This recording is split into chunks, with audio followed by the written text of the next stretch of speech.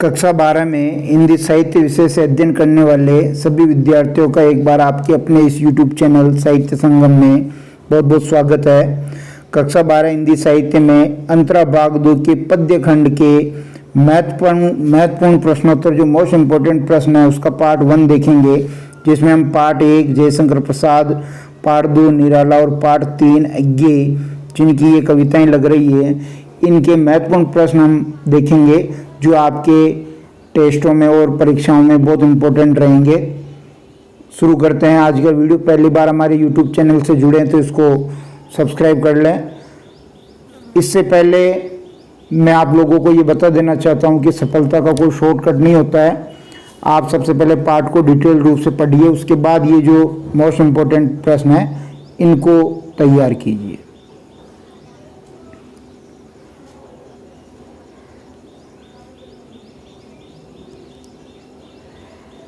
पहला पार्ट है अपना जयशंकर प्रसाद, देवसेना का गीत और कार्नेलिया का गीत। दो गीत जो नाटकों के अंश हैं वो यहाँ संकलित है।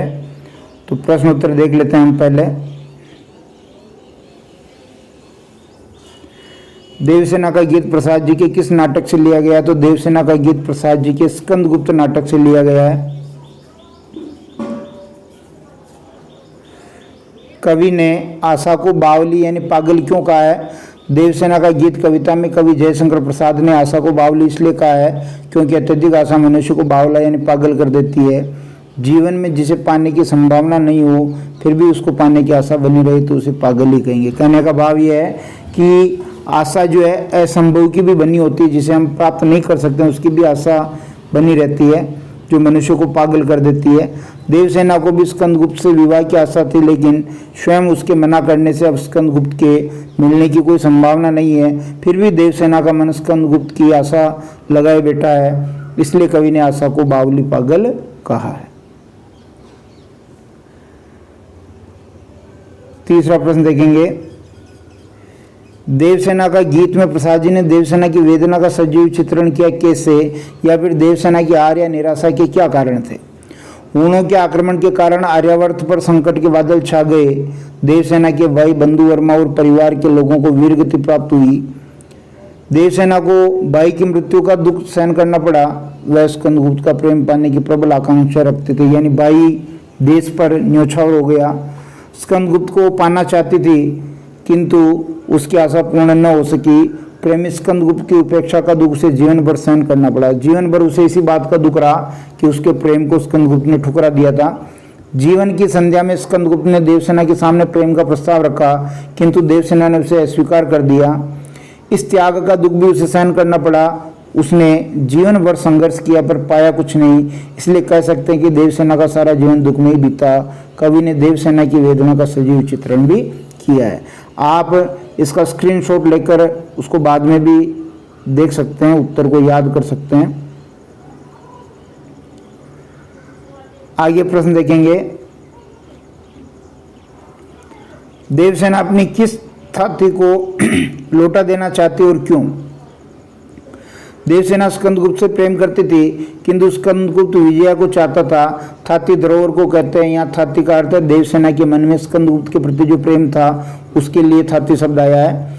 धरोहर की रक्षा आसान काम नहीं होता है। देवसेना को उसका असफल प्रेम दुख देता है क्योंकि स्कंदगुप्त ने उसके प्रेम को स्वीकार नहीं किया था। उसको बनाए रखना कठिन था, अतः वह उस प्रेम रूपी थाती को लौटाना चाहती है। इस प्रेम के कारण देवसेना की दशा करुणाजनक हो गई थी। अब वो इस प्रेम की रक्षा नहीं कर सकती, इसलिए वो वापस लौटा देना चाहती है। कार्नेलिया का गीत कहाँ से लिया गया है? कार्नेलिया का गीत जयशंकर प्रसाद के चंद्रगुप्त नाटक से लिया गया है। उसके बाद देखिए आगे का प्रश्न। कवि ने उड़ते खग और बरसाती आंखों के बादल के माध्यम से क्या विशेष अर्थ व्यंजित किया है? उत्तर लिखेंगे। देखो, उड़ते खग से कवि व्यक्त करते हैं कि भारत देश में सभी को आश्रय मिलता है, किसी के साथ भी भेदभाव नहीं किया जाता। भारत एक शरणागत वत्सल देश है, यानी जो शरण में आ जाता है उसके साथ ये अच्छा व्यवहार करता है। यहाँ पक्षियों के साथ साथ विदेशियों को भी आश्रय मिलता है। बरसाती आंखों के बादल से कवि का अभिप्राय है कि भारतवासी अनजान लोगों के दुख को भी अपना दुख समझकर दुखी होते हैं। यहाँ के लोग करुणावान हैं, दूसरों के दुख को देखकर इनकी आंखों में करुणा के आंसू आ जाते हैं। यहाँ के निवासी भावुक और मानवीय गुणों से युक्त हैं। 7वां प्रश्न देखिए, कार्नेलिया का गीत में प्रातःकालीन सुषमा का सरस चित्रण हुआ है, कथन को स्पष्ट कीजिए। जो कार्नेलिया का गीत है, जो सेल्यूकस की पुत्री कार्नेलिया, सिकंदर का सेनापति था सेल्यूकस, उसकी पुत्री कार्नेलिया, वो सिंधु नदी के किनारे बैठ करके ये भारत की प्राकृतिक सुंदरता को देखती है और उसका वर्णन करती है। भारत के प्राकृतिक सौंदर्य का वर्णन इस गीत में है। उषा काल में सूर्य की ताम्रवर्णी किरणें बिखरकर भारतवर्ष की सारी प्रकृति को मधुमय बना देती है। मधुमय यानी मीठा। वृक्षों की टहनियों पर सूर्य की किरणें पड़ती है तो ऐसा प्रतीत होता है मानो वे नाच रही हों, और धरती पर सर्वत्र मंगलमय कुमकुम बिखर गया है, क्योंकि जो लाल लाल किरणें होती है वो हरी हरी घास पर ऐसा लगता है जैसे मांगलिक अवसर पर कोई कुमकुम बिखेर दिया गया हो। सारी प्रकृति मानो चेतन हो गई हो। पूर्व में सूर्य उदय होकर सबके जीवन में सुख घोल देता है और तारे भी धीरे धीरे छिपने लग जाते हैं। 8वां प्रश्न देखिए, कार्नेलिया का गीत का मूल प्रतिपाद्य क्या है। कार्नेलिया का गीत का मूल प्रतिपाद्य एक तो भारत के प्राकृतिक सौंदर्य का वर्णन करना है और भारत की सांस्कृतिक विशिष्टता का वर्णन करना। 9वां देखेंगे, जहां पहुंच अनजान क्षितिज को मिलता एक सहारा, पंक्ति से भारत की किस विशेषता का पता चलता है। तो इस पंक्ति से भारतीय संस्कृति के एक तो शरणागत वत्सलता, उदारता, समस्त प्राणियों के प्रति प्रेम और करुणा के भाव का पता चलता है। जयशंकर प्रसाद का साहित्यिक परिचय लिखना है। जयशंकर प्रसाद का जन्म 1889 ईस्वी में काशी उत्तर प्रदेश के सुंगनी साहू परिवार में हुआ। 1937 ईस्वी में प्रसाद जी का देहांत हो गया। छायावादी युग के प्रवर्तक तथा मूलतः कवि जयशंकर प्रसाद जी एक श्रेष्ठ नाटककार, कहानीकार, निबंधकार और आलोचक थे। प्रसाद जी के काव्य में राष्ट्रीय जागरण का स्वर प्रमुख है। इनके नाटकों में प्राचीन भारतीय संस्कृति के गौरव का यशोगान किया गया है। साहित्य में इनका योगदान बहुत जबरदस्त है। काव्य संग्रह देखिए, प्रेम पति, कानन कुसुम, करुणालय, महाराणा का महत्व, चित्राधार, झरना, आंसू, लहर, कामायनी। कहानियाँ भी लिखी इन्होंने, छाया, प्रतिध्वनि, आकाशदीप, आंधी, इंद्रजाली, 5 कहानी संग्रह। उपन्यास में देखिए कंकाल, तितली, इरावती, अपूर्ण है, और कुछ नाटक भी इन्होंने लिखे हैं। बहुत इंपॉर्टेंट नाटक है, सज्जन, कल्याणी, प्रायश्चित, राज्यश्री, विशाख, अजाशत्रु, कामना, जन्मेजय का नागयज्ञ, स्कंदगुप्त, एक घूंट और चंद्रगुप्त। निबंध भी इन्होंने लिखे, काव्य और कला तथा अन्य निबंध। ये चैप्टर 1 के मोस्ट इंपॉर्टेंट प्रश्न थे।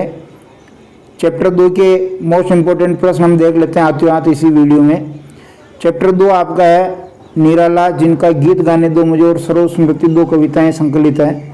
इन्हीं के महत्वपूर्ण प्रश्न उत्तर देखेंगे। सबसे पहला प्रश्न बहुत इंपॉर्टेंट है कि गीत गाने दो कविता का सारांश लिखो, मूल भाव लिखो, क्या संदेश दिया गया है इसमें लिखो। तो कवि सूर्यकांत त्रिपाठी निराला जी ने गीत गाने दो कविता के माध्यम से मैं जीवन में निरंतर संघर्ष करने की प्रेरणा दी। मतलब हार नहीं माननी है, संघर्ष करना है। जीवन में कठिन परिस्थितियां आती जाती रहती है, उन मुश्किल परिस्थितियों में भी हमें अपने होश नहीं खोने चाहिए। कविता में कवि ऐसे समय की ओर इशारा कर रहा है जिसमें चोट खाते खाते और संघर्ष करते करते होश वालों के भी होश उड़ गए हैं। संसार के लोगों या कवि के इन संघर्षों के कारण जिज्ञासा समाप्त हो गई, जीने की इच्छा खत्म हो गई है। कवि को ऐसा प्रतीत हो रहा मानो उसकी मृत्यु निकट आ गई है। सभी हताश और निराश हो गए हैं। कवि उस जिज्ञासा की लोगों को पुनः जलाना चाहता है, निराशा में आशा का संचार करने के लिए और अपनी वेदना को रोकने के लिए वो गीत गाना चाहता है। दूसरा प्रश्न देखेंगे,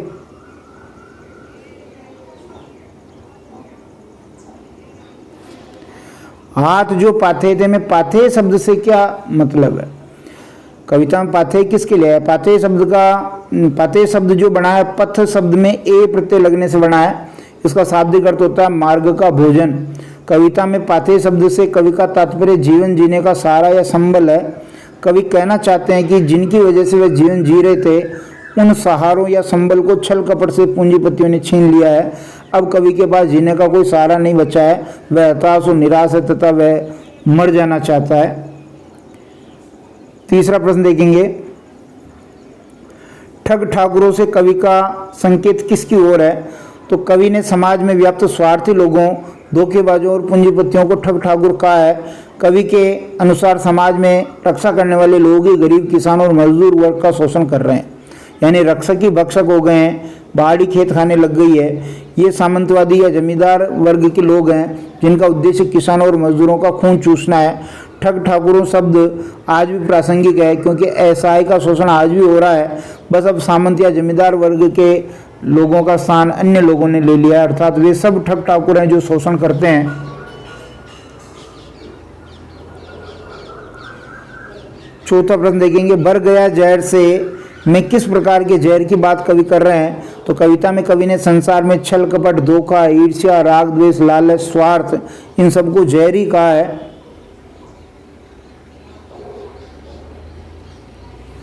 निराला का साहित्यिक परिचय लिखना है। सूर्यकांत त्रिपाठी निराला छायावाद के प्रसिद्ध कवि हैं। बंगाल के मेदिनीपुर में 1898 ईस्वी में जन्मे निराला जी के बचपन का नाम सूर्य कुमार था। अपने परिजनों की असामयिक मृत्यु से निराला बहुत दुखी हुए और अंत में पुत्री सरोज की असामयिक मृत्यु ने निराला जी को तोड़ करके रख दिया। निराला जी का पूरा जीवन अभाव में गुजरा। दुख को इन्होंने जीवन में बारीकी से जिया था। निराला को मुक्त छंद का प्रवर्तक भी माना जाता है। आपने समन्वय और मतवाला जैसे प्रसिद्ध पत्र पत्रिकाओं का संपादन भी किया। राम की शक्ति पूजा और तुलसीदास में निराला ने तत्सम प्रधान सामासिक पदावली और ध्वन्यात्मक बिंबों का प्रयोग किया है, जबकि भिक्षुक जैसी कविता में आम बोलचाल की भाषा का सृजनात्मक प्रयोग किया है। आपका संपूर्ण साहित्य निराला रचनावली नाम से 8 खंडों में प्रकाशित है। और निराला ने क्या क्या रचनाएं लिखी जो आपको ध्यान होना चाहिए? कविता संग्रह में अनामिका, परिमल, गीतिका, बेला, नए पत्ते, अणिमा, तुलसीदास और कुक्कुर मुत्ता। और गद्य रचनाओं में चतुरी चमार, प्रभावती, बिल्लीसुर, बकरिया, चोटी की पकड़ और काले कारनामे, ये इनकी गद्य रचनाएं कविता संग्रह हैं। अगला प्रश्न देखते हैं। छठा प्रश्न, आकाश बदलकर बना मई पंक्तियों से क्या अभिप्राय है? कवि निराला अपनी पुत्री सरोज के विवाह के पलों को याद कर रहे हैं और नववधू के रूप में श्रृंगार किए हुए सरोज की सुंदरता का वर्णन कर रहे हैं। यहाँ आकाश शब्द निराला ने अपनी पत्नी के लिए प्रयुक्त किया। आकाश यानी वो मृत्यु को प्राप्त हो चुकी है और आकाश में यानी धरती पर नहीं है, तो इसलिए उसके लिए आकाश शब्द का प्रयोग किया है, जबकि मई शब्द नववधू सरोज के लिए प्रयुक्त हुआ है। कवि निराला अपनी पत्नी की सुंदरता और उसके रूप लावण्य की झलक अपनी पुत्री सरोज में देख रहे हैं। वो ये सोच रहे हैं कि जितनी सुंदर उनकी पत्नी थी उतनी सुंदर उसकी सुंदरता पुत्री में आ चुकी है। निराला को अपनी पुत्री सरोज में स्वर्गीय पत्नी की छवि दिखाई दे रही थी, इसलिए निराला ने ऐसा कहा कि आकाश बदलकर बना मई। सातवां प्रश्न देखेंगे, सरोज कौन थी और कुल की शिक्षा किसने दी? सरोज निराला की पुत्री थी तथा मां की मृत्यु के बाद निराला जी ने ही सरोज को कुल की शिक्षा दी। सरोज का निधन विवाह के कुछ समय बाद ही हो गया था। आठवां प्रश्न देखिए, जल उठो फिर सींचने को, इस पंक्ति का भाव सौंदर्य स्पष्ट कीजिए। कवि ने इस पंक्ति में आशावादी भाव व्यक्त किया है। इसमें विरोधाभास अलंकार भी है। पंक्ति निराशा, हताशा और दुख से उभरने की प्रेरणा देती है। मनुष्य को जीवन में आने वाले संकटों का सामना करना चाहिए।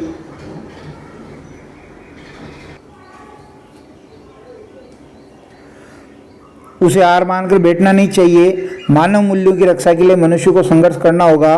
कवि के अनुसार मनुष्य को निराशा और दुख से उभरने के लिए पुनः प्रयत्नशील होना चाहिए। यह कविता जहाँ उत्साह का संचार करती है वहीं यह आशा का संचरण भी करती है। अतः कवि लोगों को जीवन में निराशा और दुख से लड़ने के लिए प्रेरित कर उन्हें जीवन में आगे बढ़ने का मार्ग बताता है। नौवां प्रश्न देखेंगे, सरोज के नववधू रूप का वर्णन अपने शब्दों में करना है। सरोज का जो विवाह हो रहा था उसमें उसका रूप लावण्य कैसा था उसका वर्णन करना है। निराला की पुत्री सरोज विवाह के समय कामदेव की पत्नी रति के समान सुंदर लग रही है। विवाह के समय मांगलिक कलश के पवित्र जल से सरोज को स्नान करवाया गया। जब वह मंद मंद हंसती है तो लगता है जैसे बिजली उसके ओठों के बीच फंस गई है, अर्थात उसके ओठ कांप रहे हैं। अपने प्रियतम की छवि के कारण उसकी आंखों में चमक है। रूप और गुणों में वह अपनी माँ की प्रतिच्छाया है। नई नवेली दुल्हन सरोज की आंखें लज्जा और संकोच से झुक जाती है। धीरे धीरे आंखों की चमक आंखों से उतरकर ओठों पर फैल रही है। ये चमक उनकी पुत्री के ओठों में स्वाभाविक कंपन पैदा कर रही है।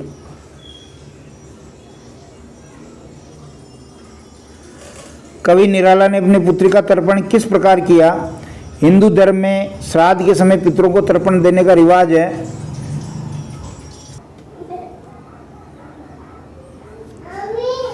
कवि निराला ने अपनी पुत्री का तर्पण किस प्रकार किया?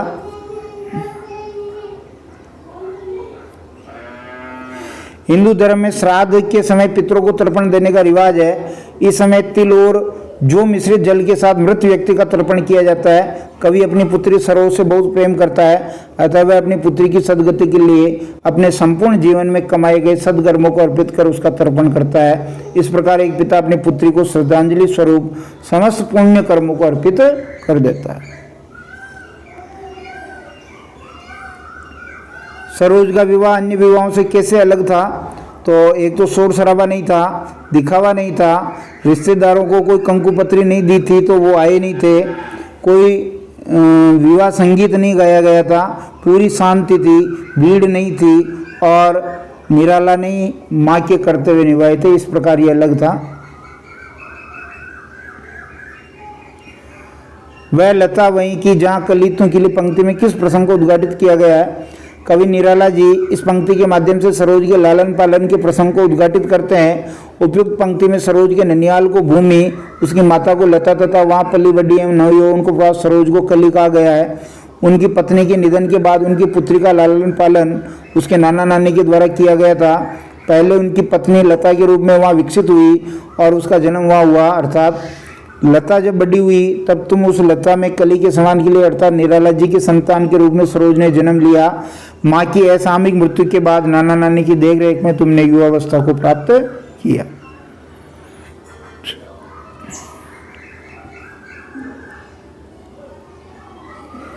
तीसरा पाठ ये दीप अकेला और मैंने देखा एक बूंद, इसके प्रश्न उत्तर देखेंगे।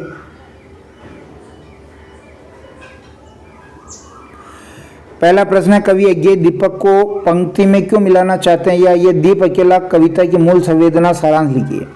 बहुत इंपॉर्टेंट प्रश्न है। कविता में दीप मनुष्य का प्रतीक है तथा पंक्ति समाज का प्रतीक है। दीप को पंक्ति में रखने का तात्पर्य व्यक्ति को समाज के साथ जोड़ देना है। इसी से ही व्यष्टि यानी व्यक्ति का समष्टि यानी समाज में विलय होगा। समाज में रहकर ही मनुष्य अपना तथा समाज का कल्याण कर सकता है। जिस तरह दीप पंक्ति में स्थान पाकर अधिक बल से संसार को प्रकाशित करता है, वैसे मनुष्य भी समाज में मिलकर समाज का विकास करता है। सर्वगुण संपन्न सामर्थ्यवान व्यक्ति के समाज में मिलने से समाज की शक्ति बढ़ती है। दीप व्यक्ति का प्रतीक, दीप व्यक्ति का पंक्ति समाज में विलय होना उनकी शक्ति का विस्तार है। अकेला व्यक्ति और दीप कुछ नहीं कर सकते। समाज के साथ मिलकर व्यक्ति अधिक शक्तिवान हो जाता है। समाज मजबूत बनेगा तो राष्ट्र भी मजबूत बनेगा।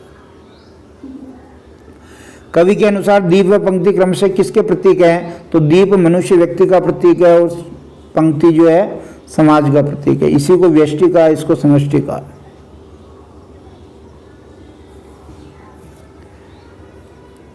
तीसरा प्रश्न देखेंगे, ये अंकुर फोड़ दरा को रवि को तख्ता निर्भय पंक्तियों द्वारा कवि का भाव स्पष्ट कीजिए।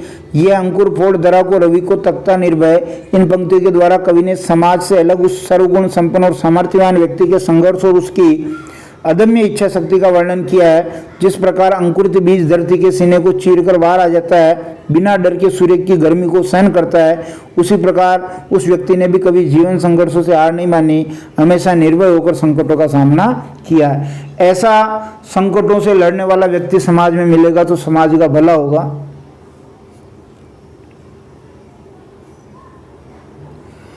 कवि व्यक्तिगत सत्ता को सामाजिक सत्ता के साथ जोड़ने पर बल क्यों दे रहा है? व्यक्ति चाहे सर्वगुण संपन्न और सामर्थ्यवान ही क्यों न हो, लेकिन समाज से जुड़कर ही उसके व्यक्तित्व का पूर्ण विकास हो पाता है। समाज और व्यक्ति में संतुलन जरूरी है, इसलिए समाज की मुख्य धारा से जुड़ने पर समाज हित के साथ साथ व्यक्ति का हित भी होता है। समाज और राष्ट्र की मजबूती के लिए व्यक्तिगत सत्ता को सामाजिक सत्ता के साथ जोड़ने पर बल दिया जाना चाहिए। अगर राष्ट्र मजबूत करना है तो समाज मजबूत करना पड़ेगा, और समाज मजबूत करना है तो जो सामर्थ्यवान लोग जो समाज से बाहर हैं उनको मिलाना पड़ेगा। कवि अज्ञेय ने समाज से अलग व्यक्ति यानी दीपक के लिए किन किन विशेषणों का प्रयोग किया है? तो बहुत सारे विशेषण काम में लिए हैं। गीत गाने वाला व्यक्ति, पनडुब्बा, गोताखोर, समेधा यज्ञ की सामग्री जो खुद न्योछावर हो जाती है लेकिन समाज को रोशनी देती है, मधु, शहद, गोरस, दरा को फोड़ने वाला अंकुर, स्वयंभू, ये सब उसके विशेषण हैं। छठा देखिए, मैंने देखा एक बूंद कविता में क्या व्याख्यायित किया गया, या फिर मैंने देखा एक बूंद कविता का सारांश मूल भाव लिखिए। इस कविता के माध्यम से कवि अज्ञेय ने विराट परम ब्रह्म की सत्ता को स्वीकारा है। कविता में समुद्र से अलग प्रतीत होती बूंद की क्षण भंगुरता का वर्णन किया है। कविता में विशाल सागर परम ब्रह्म का और बूंद जीवात्मा आत्मा का प्रतीक है। कवि ने बूंद को क्षणभंगुर और समुद्र को शाश्वत कहा है। उसी प्रकार जीवात्मा नश्वर है किंतु ब्रह्म शाश्वत है। कवि के अनुसार शरीर नश्वर है, ये नश्वरता शरीर की है, परमात्मा की नहीं। उसी प्रकार बूंद भी नश्वर है लेकिन समुद्र शाश्वत है। और वो बूंद जो कुछ क्षण के लिए समुद्र से अलग हुई है, अपने जीवन को सार्थक करती है। मनुष्य को भी ये जो जीवन मिला उसमें सार्थक करना चाहिए इसको।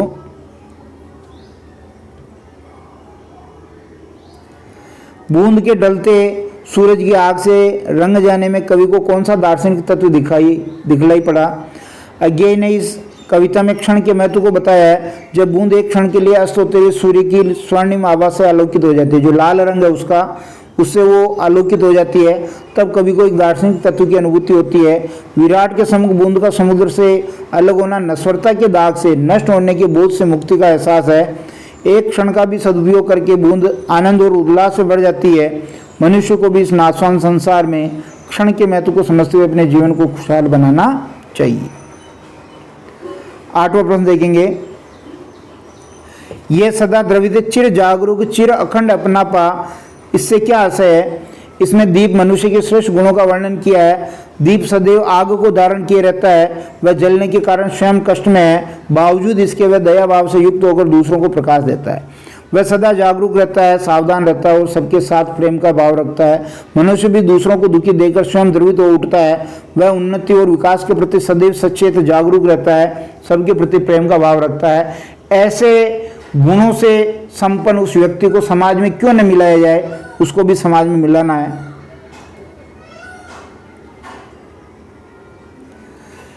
दीप अकेला के प्रतीकार्थ को स्पष्ट करते हुए बताए कि उसे कवि ने स्नेह भरा, गर्व भरा और मधुमाता क्यों कहा है।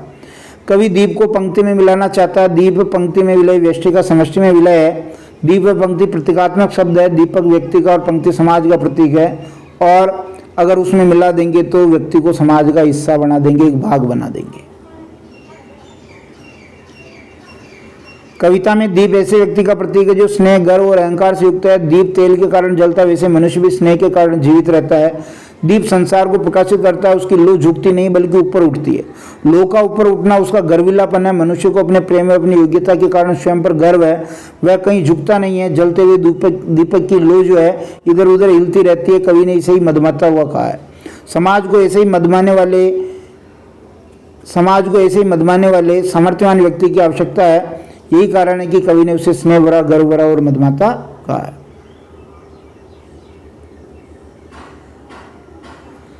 सागर और बूंद से कवि का क्या आशय है? कवि ने कविता में विशाल सागर परम ब्रह्म का और बूंद जीवात्मा का प्रतीक है। कविता में समुद्र से अलग होती बूंद की क्षणभंगुरता का वर्णन है। कवि ने बूंद को क्षणभंगुर और समुद्र को शाश्वत कहा है। उसी प्रकार जीवात्मा नश्वर है किंतु ब्रह्म शाश्वत है।